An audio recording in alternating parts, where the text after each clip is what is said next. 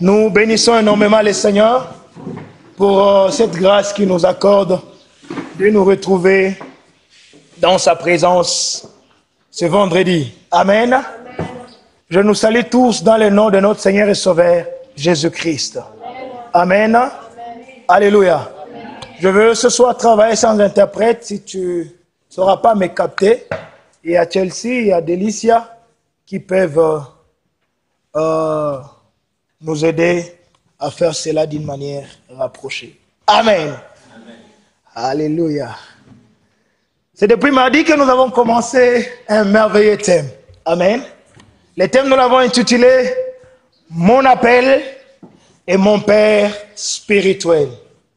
Mon appel et mon Père spirituel. On était là mardi et nous avons beaucoup parlé sur l'appel. Nous avons profondément parlé de l'appel. Nous avons parlé de réalité sur l'appel. Nous avons parlé des appelés. Nous avons parlé de comment on est appelé. Et je ne saurais vraiment pas revenir dans ça. Et les mardis, nous avons donné un canevas. Et c'est là que les canevas savent que ce soir, nous parlerons du pouvoir d'un père. Alléluia. Mardi, nous avons parlé de l'appel. Et aujourd'hui, nous parlerons du Père. Alléluia. Mais nous parlerons beaucoup plus du pouvoir du Père. Amen. C'est là qu'on peut prévu les stylos, carnet et tout. Est-ce que nous pouvons ouvrir nos Bibles? Pour ceux-là qui sont en train d'écrire, nous prendrons 2 portions des Écritures dans lesquelles nous tirerons l'essentiel de notre message. Nous sommes dans Éphésiens chapitre 6. Éphésiens chapitre 6. Éphésiens, c'est un livre qui se retrouve dans l'Ancien Testament. N'est-ce pas? Je vois déjà quelqu'un commencer à aller chercher au niveau de la préface. Éphésiens chapitre 6. Éphésiens, c'est avant le livre de Philippiens. Du 1er au 3e verset. Et nous allons terminer par 1 Corinthiens chapitre 4. Du 14e au 15e verset. Si nous avons trouvé, nous pouvons lire. Éphésiens chapitre 6, du 1er au 3e verset. Je lis la parole du Seigneur au nom de Jésus. Enfants, obéissez à vos parents, selon le Seigneur, car cela est juste. Honore ton père et ta mère, c'est le premier commandement accompagné d'une promesse. Afin que tu sois heureux, ça c'est un, et que tu vives longtemps sur la terre. Amen. Je vais m'appesantir sur le verset 3. Afin que tu sois heureux et que tu vives longtemps sur la terre. Enfin, c'est comme une conséquence. Alléluia. C'est comme une conséquence. Afin que non seulement tu vives heureux, mais que dans cette manière de vivre heureux, que tu vives longtemps. Alléluia. La Bible nous dit, nous voulons vivre non seulement heureux, mais que dans notre jouissance, que nous puissions vivre longtemps, nous avons intérêt à honorer et à obéir le parent. 1 Corinthiens chapitre 4, le verset 14 et le verset 15. Si nous avons trouvé, nous pouvons lire. Ce n'est pas pour vous faire honte que j'ai écrit cela, mais je vous avertis comme mes enfants bien-aimés. En effet, quand vous aurez 10 000 précepteurs en Christ, d'autres versions disent, quand vous aurez 10 000 enseignants, 10 000 instructeurs, 10 000 maîtres, vous n'en avez cependant pas plusieurs pères. Parce que c'est moi qui vous ai engendré en Christ Jésus par l'évangile. Est-ce qu'on peut acclamer la parole du Seigneur? Alléluia. Le pouvoir d'un père. Aide-moi à dire à celui qui est à gauche et à droite, le pouvoir d'un père. Écoutez-moi bien. Dieu, dans sa parole, a prévu qu'il y a une catégorie de personnes qui méritent l'honneur. Alléluia. Parce que ces personnes ont eu un certain pouvoir. Et tous, nous n'ignorons pas que toute autorité vient de Dieu. Il y a une catégorie de personnes que la Bible, Dieu lui-même, nous recommande d'honorer. Parce que notre bien-être dépend de l'honneur que nous donnerons à cette catégorie de gens. La Bible va même loin en nous invitant à les soutenir en prière. La Bible va même loin en nous disant de prier pour eux.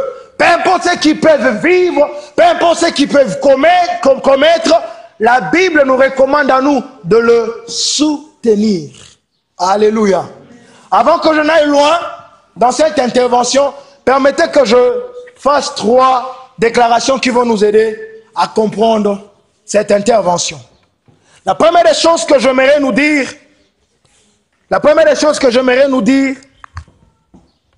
c'est que, je l'ai encore dit mardi, si celui qui vient après toi n'est pas plus grand que toi, reconnais alors que tu n'as pas réussi dans ta mission. Alléluia. Alléluia. Si celui qui vient après toi n'est pas plus grand que toi, reconnais que tu n'as pas réussi dans ta mission. Dans Marc chapitre 3, le verset 11, c'est Jean-Baptiste qui parle. Jean-Baptiste se retrouve en train d'exercer son ministère et Jean-Baptiste fait une déclaration. Et la déclaration, il l'a fait par rapport à Jésus. Jean-Baptiste dit, c'est lui qui vient après moi est plus grand que moi. Et je ne suis pas digne de lasser le courroie de ses chaussures. En d'autres termes, si celui qui vient après toi n'est pas plus grand que toi, alors à ce moment-là, toi, tu n'as pas réussi. Alléluia. La réussite de ta mission dépendra du fait que celui qui vient après toi soit plus grand que toi. Si le Père vient après le Fils, c'est que la réussite du Père, c'est lorsque le Fils deviendra plus grand que le Père. Voilà pourquoi lorsque Jésus était en train de parler à ses disciples, Jésus disait ceci, celui qui croit en moi, il ne fera pas comme moi, mais il fera plus que moi. Parce que Jésus savait que si je dois réussir au maximum, il faudra que celui qui viendra après moi ne fasse pas comme moi, mais fasse plus que moi. La deuxième des choses que j'aimerais nous dire, c'est qu'il n'y a pas de succès envisageable sans un successeur. Alléluia. Écoutez, lorsque nous parlons d'un succès, nous ne voyons pas d'abord les géniteurs du succès, mais nous voyons d'abord les successeurs de celui qui a provoqué le succès. Dans 1 Roi, chapitre 2, du 1er au 2e verset, on nous parle de la fin d'un grand homme. David, il s'appelait. La Bible dit, David s'est rapproché de la mort. Alléluia. Et David appelle son fils Salomon, il dit, mon fils, sois un homme. Alléluia. En d'autres termes, aussi longtemps que David régnait, pendant que David régnait, il n'avait jamais déclaré son fils homme. Pendant qu'il est en train de mourir, il se rend compte que mon succès dépendra du successeur qui viendra après moi. Voilà pourquoi il dit à son fils, il déclare dans la vie de son fils quelque chose qu'il n'avait jamais fait par le passé. Il dit, mon fils, il est temps que tu arrêtes l'enfantillage. Il est temps que tu arrêtes la bassesse. Il est temps que tu arrêtes l'immaturité. Parce que mon succès dépend de ce que tu t'apprêtes à faire. Si tu continues avec ta bassesse, si tu continues avec ton immaturité, c'est mon succès qui est en danger. Si j'ai réellement vécu une vie pleine de succès, cela doit être visible au travers de toi. Salomon, sois un homme. Et cet après-midi, j'aimerais nous dire, soyons des hommes, soyons des femmes. Troisième chose que j'aimerais nous dire, un père mort est plus productif qu'un père vivant ou un père qui résiste à la mort. Alléluia. Un père mort est plus productif qu'un père vivant ou un père résistant à la mort. Dans Jean chapitre 12, le verset 24, quand Christ est en train de parler des réalités du royaume, il donne un exemple. Il utilise la graine de bleu. Christ dit ceci: si une graine de bleu tombe et résiste de mourir, elle restera saine. Mais si cette graine de blé tombe et elle meurt, elle produira plusieurs. En d'autres termes, la graine de bleu est plus dangereuse morte que vivante.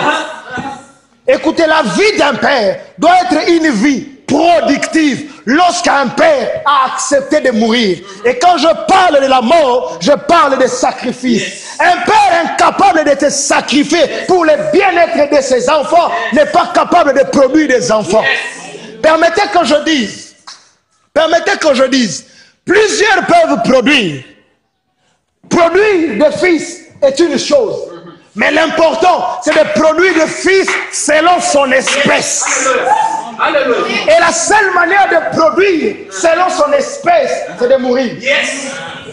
On ne peut jamais prétendre de produire selon son espèce si on n'accepte pas de passer par la mort. Écoutez-moi bien, Christ a produit 12. Mais lorsque Christ est mort, il a produit plusieurs selon son espèce.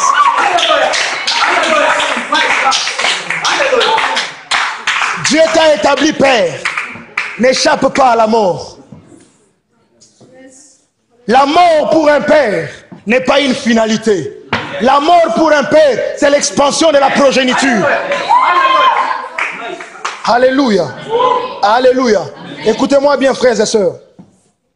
Les dons de paternité, c'est un don rare, un don précieux. Et sachez ceci, tout homme de Dieu n'est pas forcément un père. Mais tout père est homme de Dieu. Est-ce que je me fais comprendre? Être homme de Dieu, être serviteur de Dieu ne fait pas de toi un père. Mais on ne peut jamais être père sans être serviteur de Dieu. Mais on peut être serviteur de Dieu sans devenir père. Écoutez, tout celui qui enseigne, tout celui qui apporte un apport dans ta vie n'est pas forcément un père. C'est ce que Paul était en train d'expliquer aux chrétiens de Corinthe. Paul est en train de dire ceci. Ce n'est pas pour vous faire la honte que je vous dis ces choses. Ce n'est pas pour exposer votre nudité au grand jour en public que je vous dis ces choses. Mais je vous dis ces choses parce que vous êtes mes enfants bien-aimés. Car lorsque vous aurez plusieurs instructeurs, lorsque vous aurez 10 000 enseignants, lorsque vous aurez 10 000 encadrés, sachez que vous n'aurez pas plusieurs pères. Nous avons dit mardi, un enfant né de plusieurs pères, c'est un monstre. Un enfant ne peut pas naître de deux pères. Un enfant n'est né d'un seul à un seul père. Et lorsqu'on est fils, on n'est pas fils à mi-temps. On n'est pas fils par mandat. On n'est pas fils par contrat. On est fils à jamais.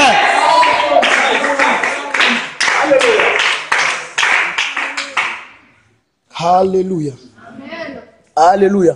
Écoutez, dans ta marche avec Dieu, dans ton parcours avec Dieu, tu auras plusieurs personnes qui apporteront une certaine contribution. Ce n'est pas une quelconque contribution que quelqu'un apporte dans ta vie qui lui octroie la position et la qualité d'un père. Le père, c'est plus que ça. Alléluia. La caractéristique clé d'un père n'est pas d'abord l'âge. La caractéristique clé d'un père n'est pas d'abord apporter quelque chose dans ta vie momentanément. Mais la caractéristique d'un père, c'est d'abord produire. Alléluia. Un véritable père est celui qui produit selon son espèce. Alléluia. Alléluia. Écoutez-moi bien. La preuve d'une vraie et une véritable paternité se trouve dans les enfants qui ont été engendrés par les pères. Est-ce que je me fais comprendre? Et quand je parle de cela, je vois trois choses. Un, l'amour. L'engagement. Alléluia. L'amour, l'engagement et surtout la patience à amener vers la croissance. Alléluia. Quand on est père, on doit avoir d'abord l'amour. Quand on est père, on doit d'abord avoir l'engagement. Quand on est père, on doit avoir la patience à amener dans la maturité. Alléluia. Est-ce que je me fais comprendre? Vous savez, lorsqu'on est père, il y a un point commun à tous les fils. Faire les bêtises. Il est de nature de l'enfant de commettre l'erreur. Et lorsque tu es un père dépourvu de l'amour, tu ne sauras pas châtier ton fils. Parce qu'on châtie que celui qu'on aime. Tu ne peux jamais châtier un fils si tu ne l'aimes pas. Alléluia. Et il faut que nous puissions établir des différences. Amen. Quand le père te chatue, il ne te détruit pas. Mais quand le père te chatue, il est en train de te discipliner. Yes. J'ai toujours dit ceci. La suspension n'a jamais été une mesure destructrice, mais elle a toujours été une mesure disciplinaire. Yes. Et lorsqu'on te discipline, ça veut dire qu'on est en train de te recadrer dans le domaine de ton appel. Yes. Et il faut avoir l'amour pour recadrer quelqu'un. Alléluia. Deuxième des choses, c'est l'engagement.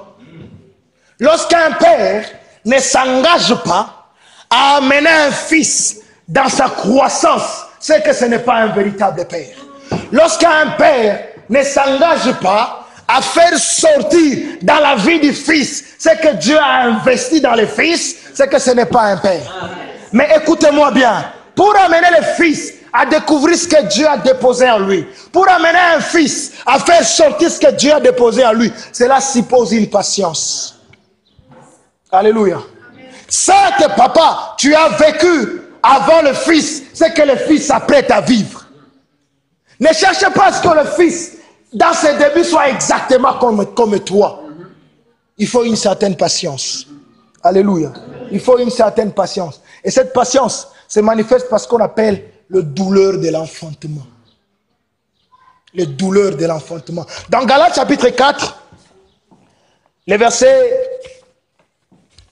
verset 19, c'est Paul qui est en train d'écrire à ses enfants de Galates. La Bible dit, mes enfants, pour qui j'éprouve de nouveau les douleurs de l'enfantement. Mais pourquoi j'éprouve ces douleurs? Parce que jusqu'à présent, Christ ne s'est pas encore formé en vous. Peu importe les douleurs que je vais ressentir, je serai patient jusqu'à ce que Christ soit formé en vous. Alléluia. Un papa, un père est celui qui n'abandonne pas ses responsabilités. Alléluia. Et écoutez-moi bien, à la fin de tout ça, la paternité doit être attestée par la maturité dans laquelle le fils et la fille a été amenés par les pères. Alléluia. Écoutez-moi bien. Tu n'es pas père parce que tu encadres quelqu'un. Non. Ta paternité à toi ne sera pas attestée parce que tu l'encadres. Ta paternité à toi ne sera pas attestée parce que tu pries avec lui. Ta paternité ne sera pas attestée parce que tu la publies. Ta paternité sera attestée dans la maturité qui se rendra visible dans la vie de l'enfant que tu as engendré.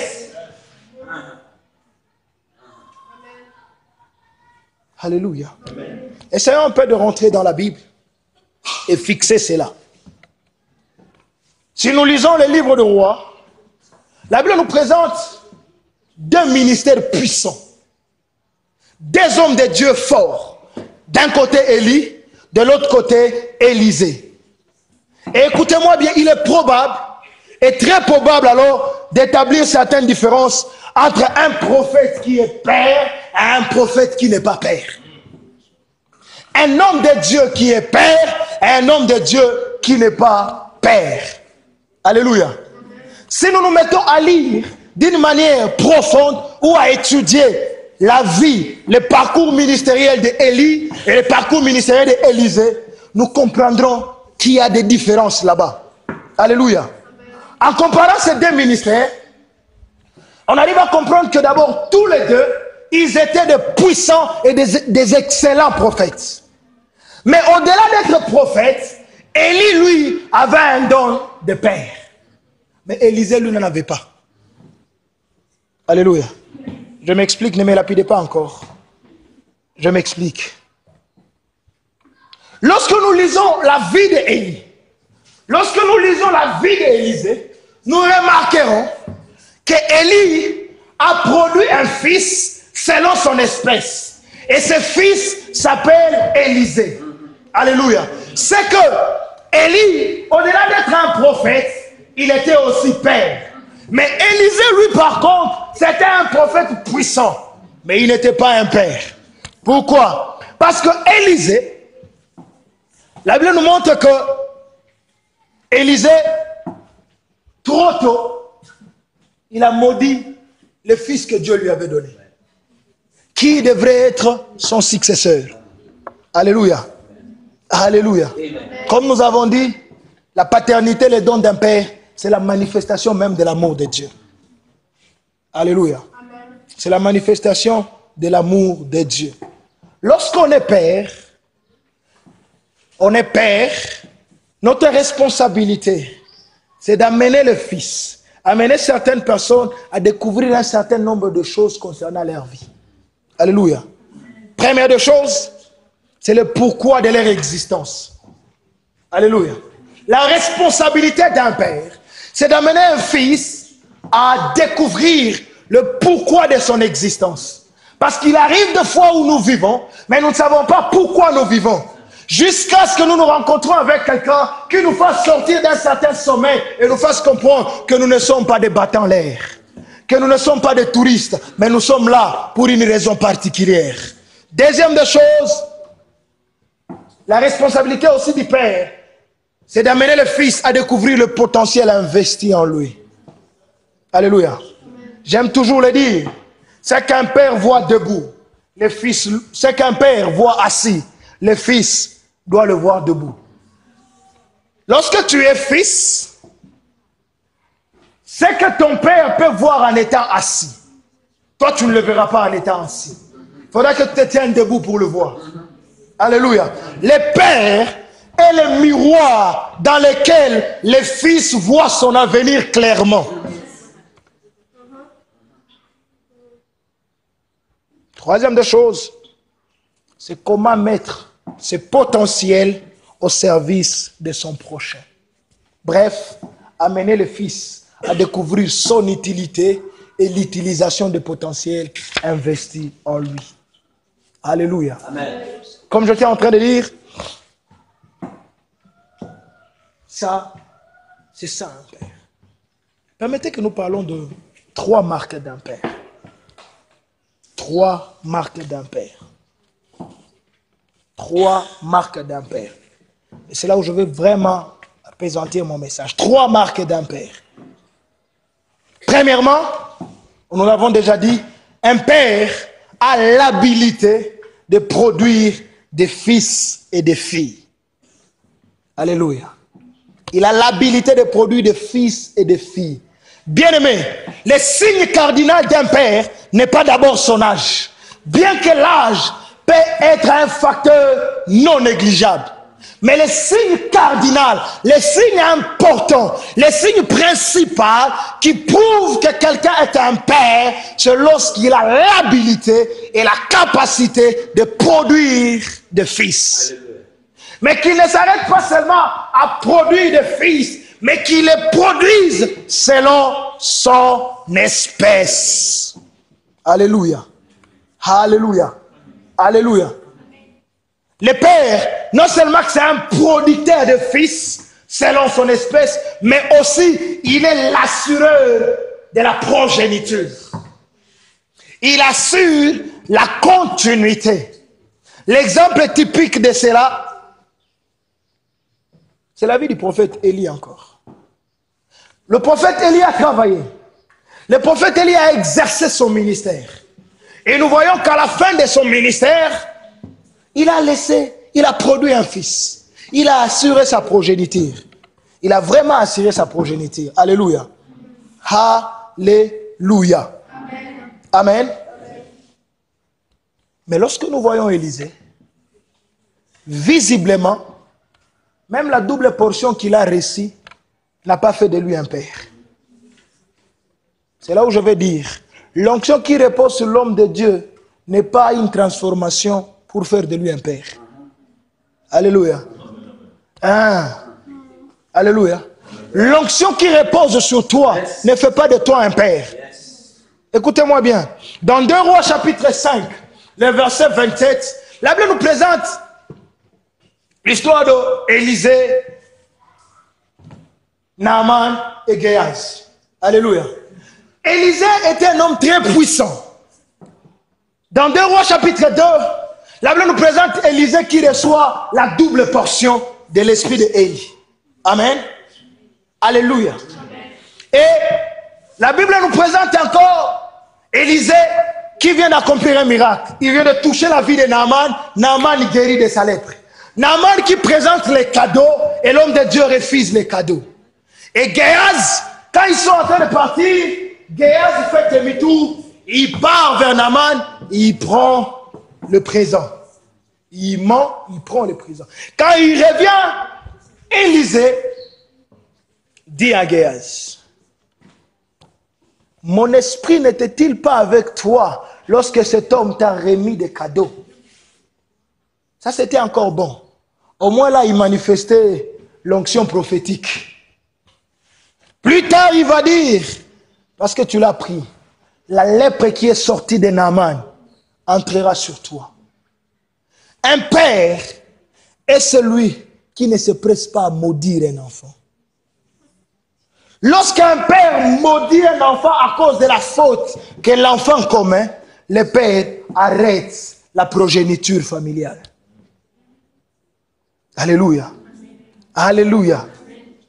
Quelque part, la Bible encore nous présente les mêmes Élisée, parce que seulement certains enfants étaient en train de se moquer de sa calvitie, il les avait maudits.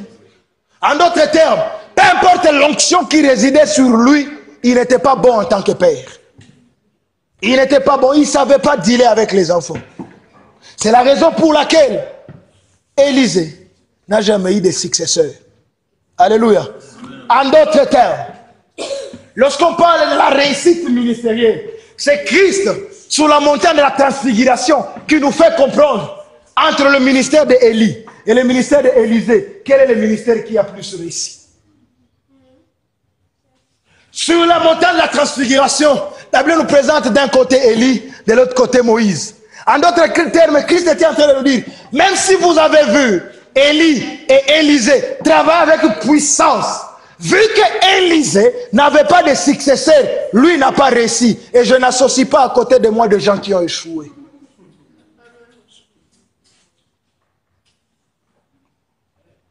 Alléluia. Est-ce que je me fais comprendre?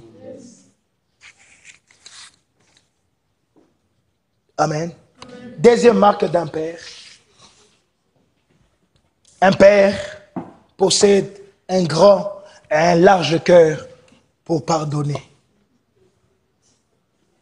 Alléluia. Un large, un grand cœur pour pardonner.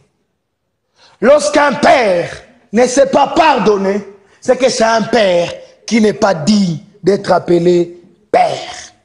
Alléluia.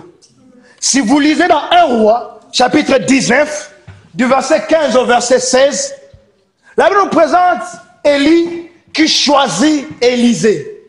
Alléluia.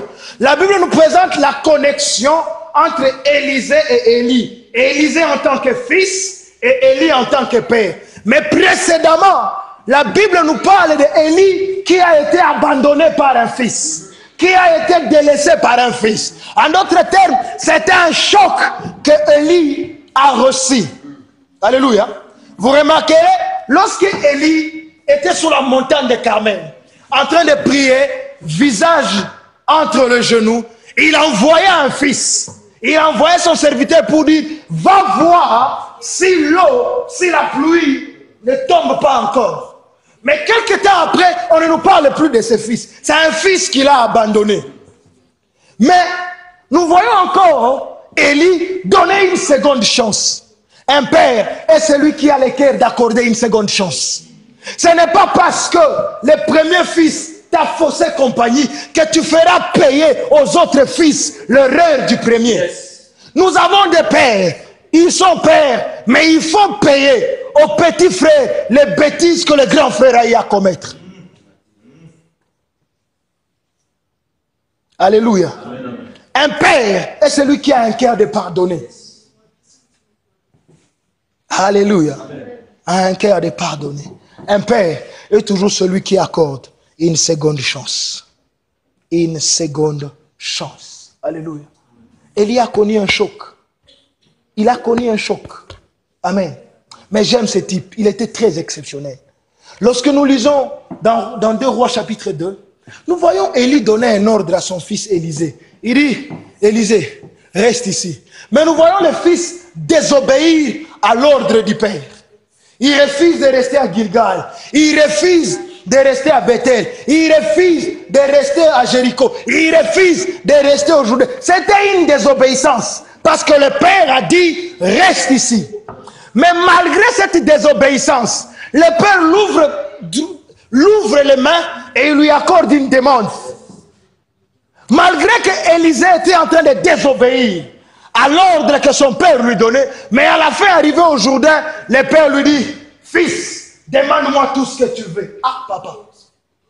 Malgré l'accumulation de désobéissance, tu m'accordes même le droit de te demander, non parce que toi tu veux, mais c'est que moi je veux. Alléluia. Ça c'est un père.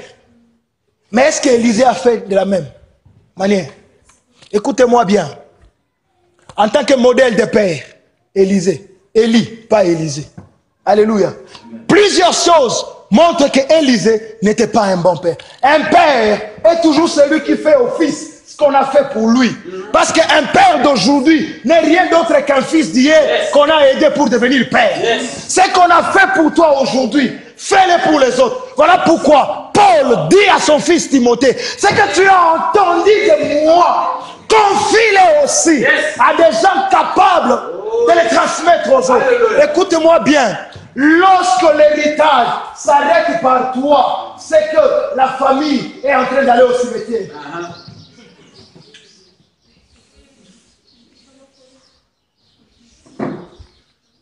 Alléluia. Est-ce qu'on se fait comprendre? C'est vrai, tu es héritier parce que tu as un père. Mais rassure-toi, si l'héritage venant du père s'arrête par toi, tu tues la famille. Mais Élisée, pourquoi ne pas faire ce qu'on a fait pour toi? C'est qu'au-delà d'être prophète, toi tu n'étais pas un père. Alléluia. Alléluia. Alléluia. Écoutez-moi bien. Les hommes de Dieu incapables de devenir pères, ce sont des hommes de Dieu qui souffrent de ce que j'appelle le syndrome du perfectionnisme. Amen. Hein? Amen, amen. Et le syndrome du perfectionnisme, je l'appelle cette tendance à estimer inacceptable un travail qui ne s'approche pas à la perfection. Et lorsqu'un père souffre du syndrome de perfectionnisme, c'est que ce n'est pas un père. Lorsqu'un homme de Dieu souffre du syndrome de perfectionnisme, c'est qu'il n'est pas qualifié à être un homme de Dieu. Et le perfectionnisme, c'est une illusion qui écarte plusieurs hommes de Dieu à ce don-là de paternité, à cette grâce divine qu'on appelle paternité. Alléluia. Écoutez-moi bien, personne n'est parfait. Tous, nous travaillons, nous nous efforçons, nous allons vers la perfection, mais personne n'est parfait.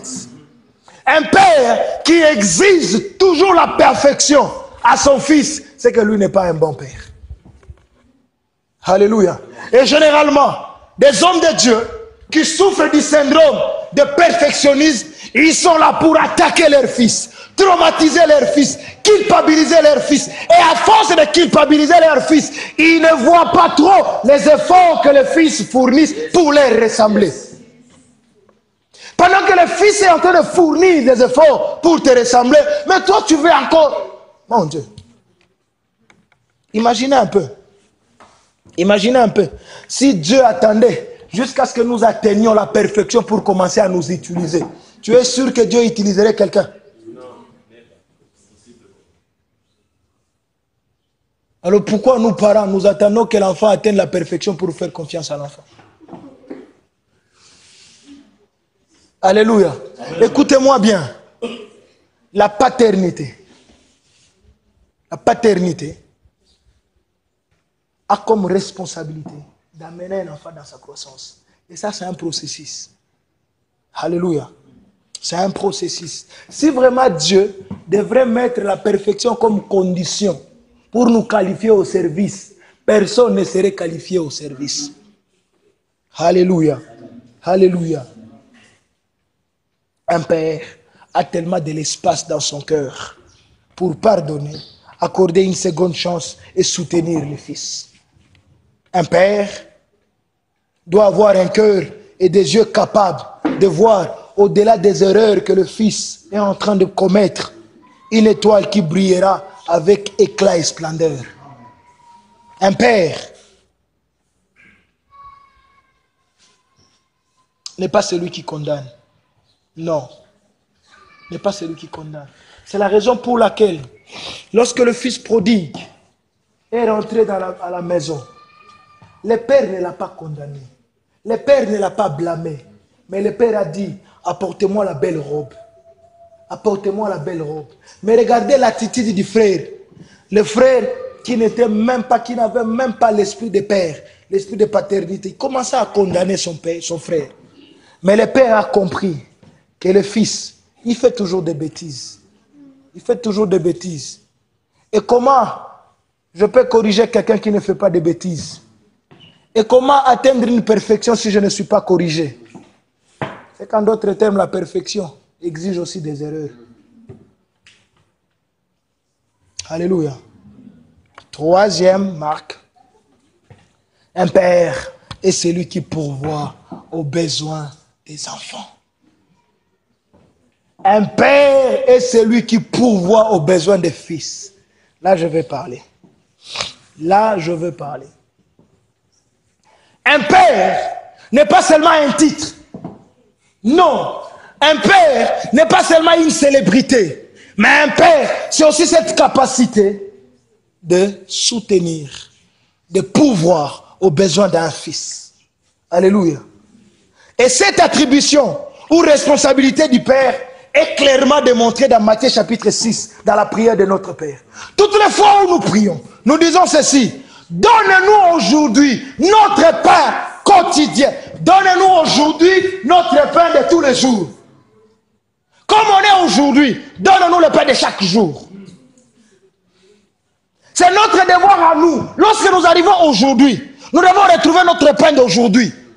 Et ça, nous le disons à qui? À notre Père. Parce que nous savons que quand on est père,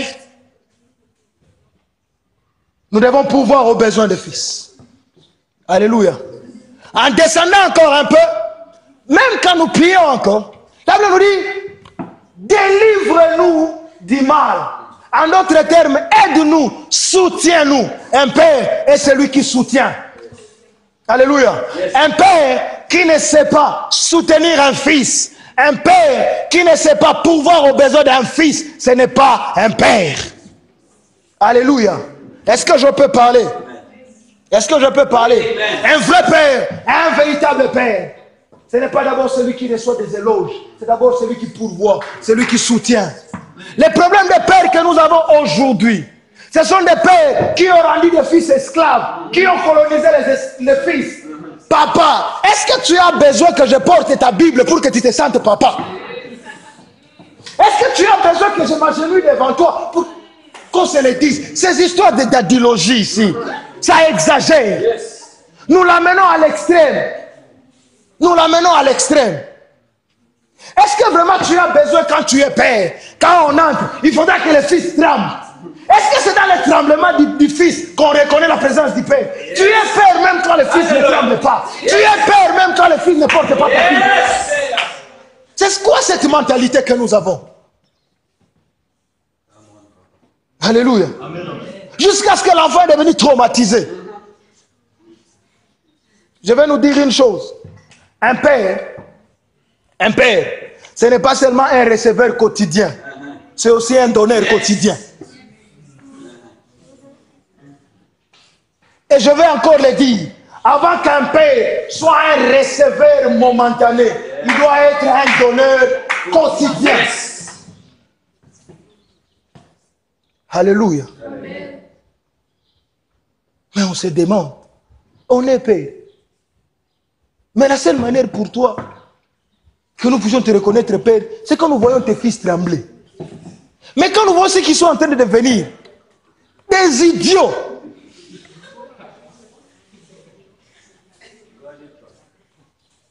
des malades mentaux. Mais tu veux seulement quand tu es là, qu'il tremble, qu'il tremble, qu'il tremble. Non, non, non, non. Non, non. Non, la paternité n'est pas un circuit quand même.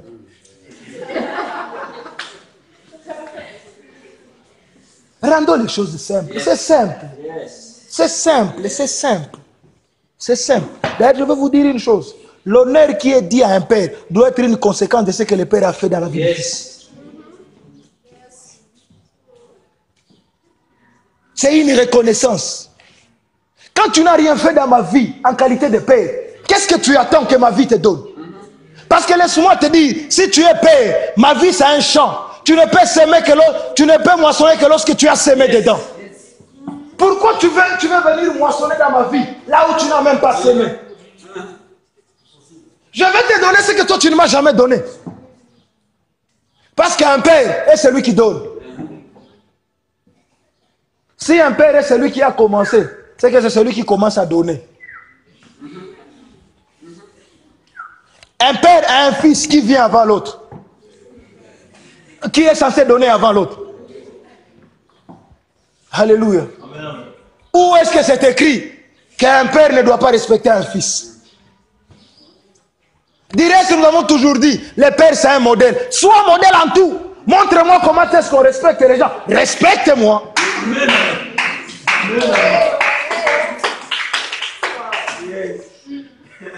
Définissons les choses comme il le faut. Ne définissons pas des choses à la manière dont ça nous plaise. Non, ce n'est pas une couverture qu'on tire vers nous quand il fait froid. Quand tu dis un père, c'est un modèle. Un père, c'est quelqu'un qu'il faut imiter. Bien sûr, je vais t'imiter dans tout. Si je dois apprendre à respecter quelqu'un, eh bien, je vais t'imiter.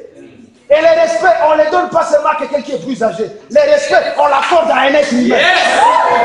Tu n'as pas besoin d'être plus grand que moi ou plus petit que moi pour que je te respecte. J'ai juste besoin de reconnaître que tu as une dignité humaine que je dois respecter. Alors papa, enseigne-moi comment on respecte quelqu'un. Et le meilleur enseignement, c'est de le faire à mon égard.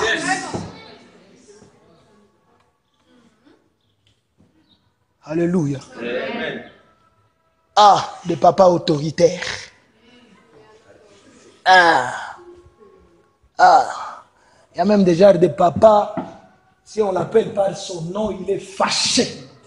Il est fâché. Pourquoi tu n'as pas augmenté bishop? Pourquoi tu n'as pas augmenté prophète?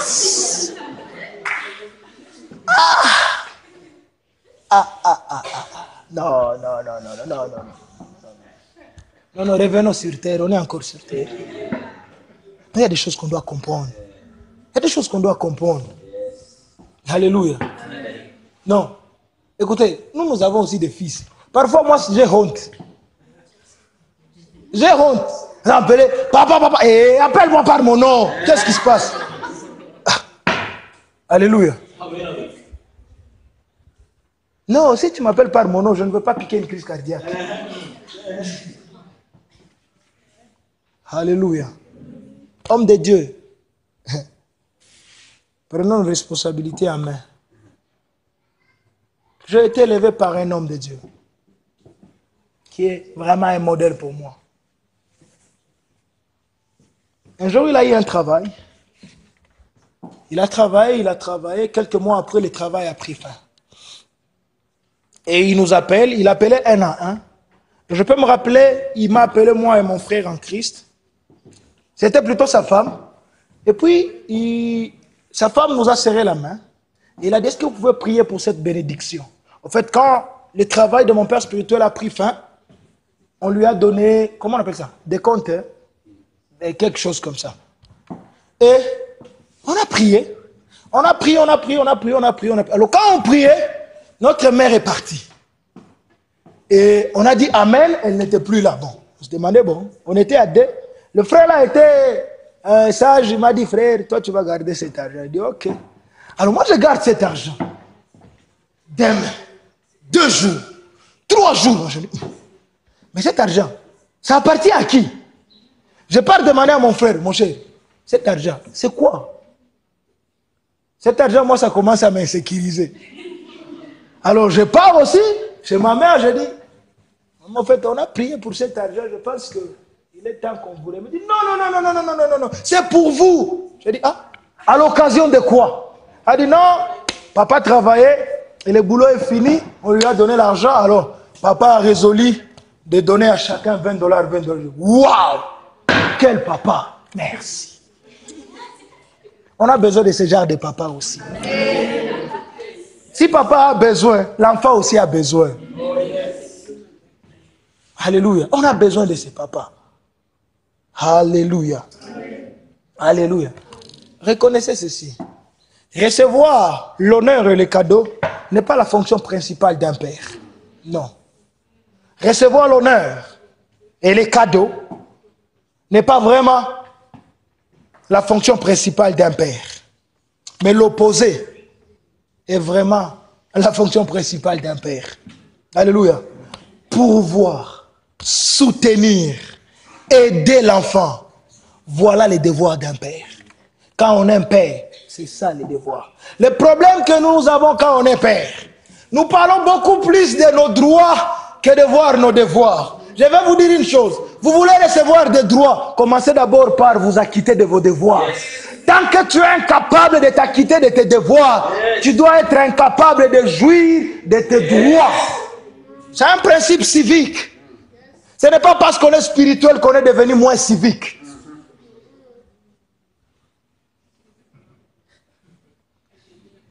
Alléluia.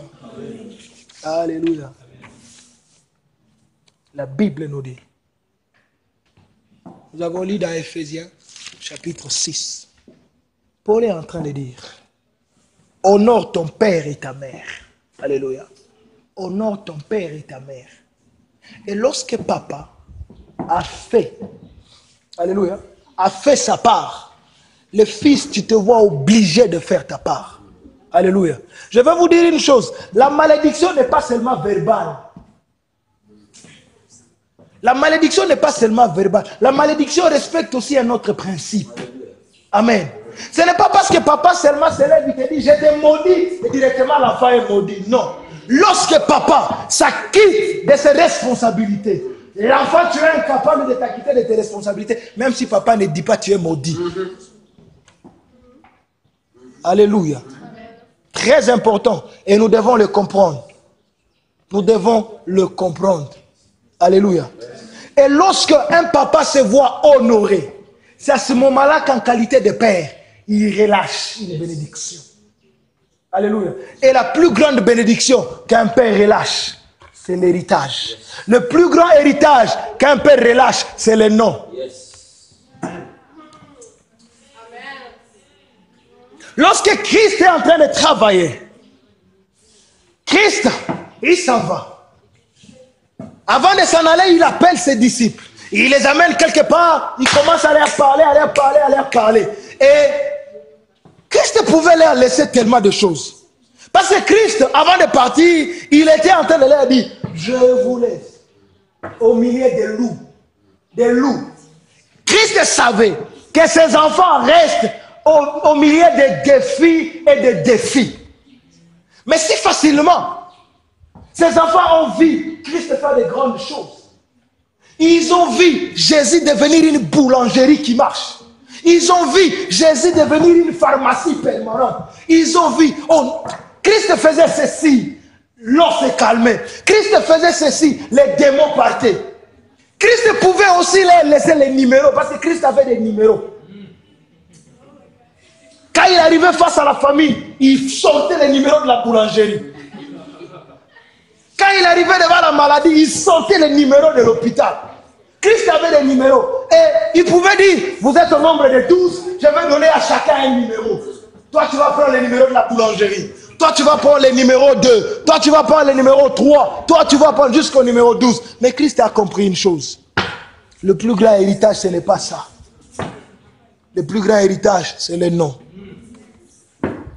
Le plus grand héritage, c'est le nom. Le plus grand héritage, c'est le nom. Écoutez-moi bien. Lorsque papa lègue l'héritage qu'on appelle le nom, fils, prends soin de cet héritage. Prends soin de cet héritage. Il n'y a pas un plus grand héritage qui pèse comme le nom. Yes. Alléluia. Comme le nom. Parce que le nom, c'est ça même l'identité familiale. Yes. Certes, c'est le Père qui a travaillé pour que le nom soit aussi grand. Mais le Père te demande de maintenir le nom grand. Le Père ne te demande pas d'amener le nom grand. Parce que le nom est devenu grand. Le Père demande seulement que ce nom soit maintenu grand. Alléluia. Alléluia. Il est de la responsabilité du Père de travailler pour léguer une bénédiction aux enfants. Mais il est de la responsabilité des enfants de maintenir cette bénédiction. Amen. L'enfant n'est pas un dilapidaire de la bénédiction que papa a relâchée dans sa vie. Alléluia. Vous savez le problème avec les enfants, c'est quoi? Ce qui a poussé l'enfant prodigue de rentrer.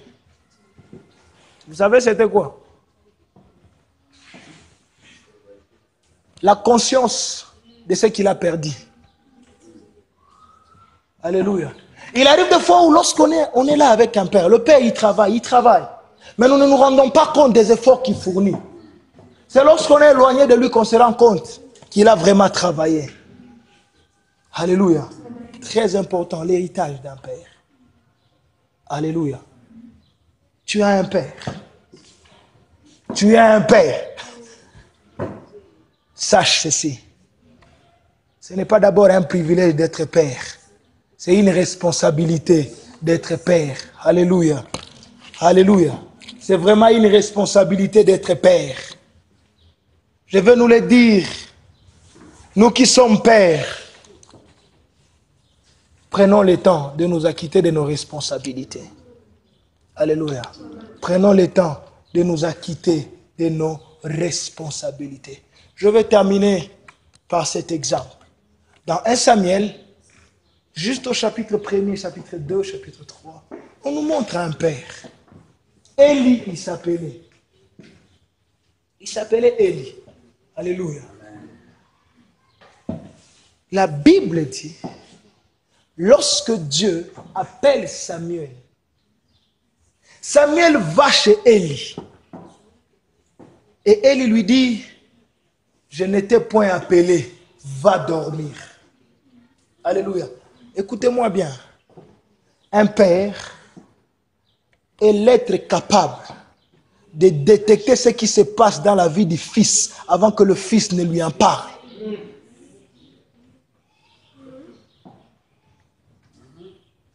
Voici l'exemple d'un père irresponsable.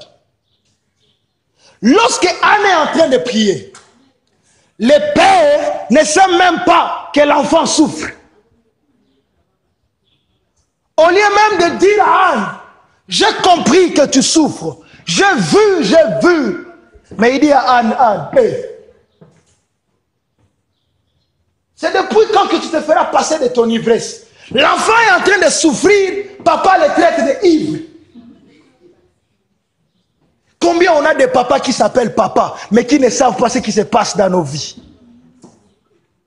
Combien on a de papas, mais qui ne savent pas quand nous souffrons? Un papa, c'est quelqu'un qu'on n'arrive pas à mentir. Alléluia. C'est quelqu'un qui arrive à étudier nos mouvements, à étudier nos paroles et comprendre si facilement nous souffrons de quoi. Un père, c'est un prophète.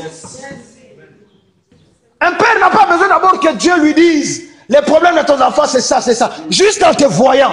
Parce que c'est un père, il sait déjà ton problème. Mais quels sont les genres de pères que nous avons actuellement? Anne est en train de pleurer. Anne est en train de souffrir. Anne est en train de te mortifier par Pénine. Anne est en train de recevoir des blessures. Combien nous les enfants, nous partons de gauche à droite, on est blessés. Mais papa ne sait même pas qu'on est blessé. Au lieu de penser nos blessures, il impose encore une blessure à la blessure que nous avons. Père, il est temps que nous ouvrons les yeux. Il est temps que nous ouvrons les yeux. Il a fait la même chose dans la vie de Anne. Il ne savait pas que Anne souffrait. Comme si cela ne suffisait pas. D'un côté, Anne se demandait qu'est-ce que je fais à Dieu pour avoir ce problème. De l'autre côté, mon mari, tu m'as épousé. Parce que je n'ai pas donné de fils, tu viens de mettre un deuxième bureau. Comme si cela ne suffisait. Le deuxième bureau ne fait que mortifier Pénine. Je m'imagine, quand Pénine était en train de mettre des couches, ou quand elle était en train... Est-ce qu'à l'époque, il y avait des pampers? Supposons. Mais quand elle mettait des couches, je ne sais pas, quelque chose seulement qui atteste, qui a l'enfant. Je pense qu'elle passait devant Anne. Montez à Anne. Où elle chantait. Nous qui avons des enfants, nous autres, on peut quand même entendre que le verre est tombé, le verre s'est cassé. Au moins chez nous, on peut attendre que le plat s'est cassé. Et tout ça, ça faisait mal à qui? À Anne. Et lorsque Anne part se réfugier maintenant chez son père, parce que nous savons que la solution, c'est chez le père. J'aime les enfants. Un enfant, quand un enfant n'est pas à côté de son père, il ne parle pas. Mais quand un enfant est à côté de son père, personne ne peut le toucher. Parce qu'il sait que son père, c'est lui Bill Gates. Son père est plus riche que Bill Gates. Son père est plus fort que Rambo. Son père est tout. Son père, Spider-Man, il n'est rien face à son père. Son père, il peut tout faire. Alléluia. Alléluia. Et Anne aussi, il se rend compte que dans la maison, ça ne va pas. Les maris, Pénine, je vais aller chez mon père. Là où il y a la solution. Mais arrivé chez le père les traite de qui? Ivresse. Si vraiment le père peut me traiter d'ivresse, où est-ce que j'irai encore me réfugier? Sachons-le, nous pères, lorsque nous augmentons blessure à la blessure du fils, sachons que le fils n'a nulle part pour aller afin de recevoir le pansement. Et plus tard, c'est la Bible qui va maintenant nous démontrer l'irresponsabilité d'Élie. Tu as des enfants, Ophni et Phiné, qui sont en train d'exercer dans ton ministère, mais tu ne sais même pas les bêtises qu'ils sont en train de commettre dans ton ministère. Quel genre de papa? Quel genre de papa? Alléluia. Quel genre de papa? Si on est père, assumons nos responsabilités. Alléluia. Alléluia. Quelque chose de très important. Je finis par ici. Mais j'aimerais nous dire que tu n'es pas père parce qu'on t'appelle seulement père. Alléluia. Et vous, fils, qui êtes là, ne cherchez pas un père parce qu'un père s'habille bien. Ne cherchez pas un père parce qu'il est connu. Cherchez un père qui a le cœur d'un père. Alléluia. Qui a le cœur d'un père. Quelqu'un de soucié. Quelqu'un qui peut prendre soin de toi. Quelqu'un qui te connaît.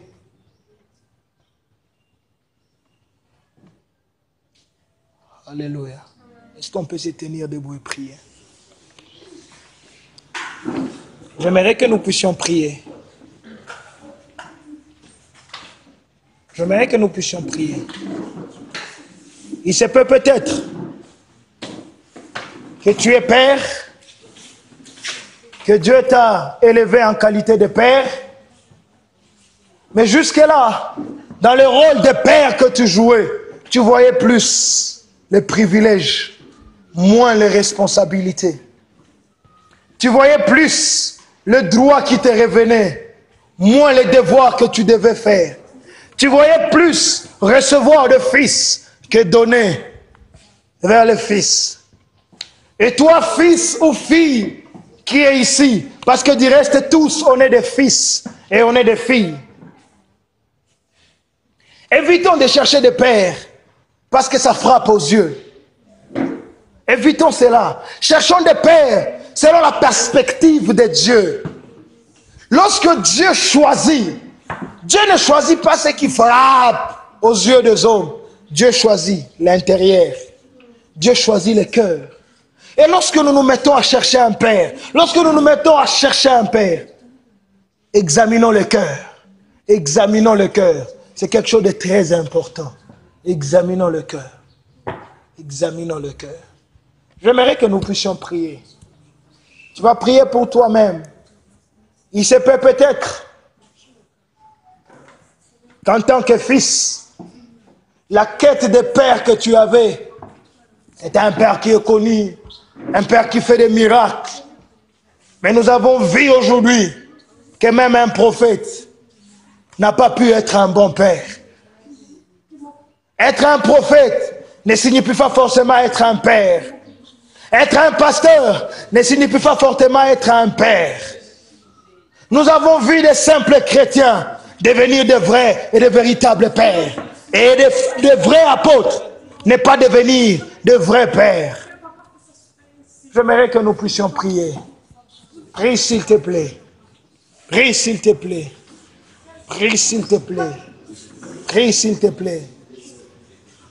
Dis au Seigneur, j'aimerais que mon Père soit ce miroir dans lequel je peux si facilement voir mon avenir et mon devenir.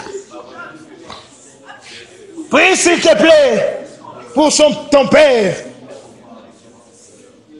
Dis au Seigneur, je prends mon Père comme une référence, comme un modèle, comme un exemple, qui soit un modèle en tout. Qui soit un modèle en tout. Qui soit un modèle à tout. Qui soit un modèle à tout. S'il me demande de faire ceci, que je ne le fasse pas parce qu'il l'a dit, mais que je le fasse parce que je lui ai vu faire cela. Dis Seigneur, donne-moi un Père qui est pour moi un modèle en parole, un modèle en sagesse, un modèle en bonne action, un modèle en prière, un modèle en humilité.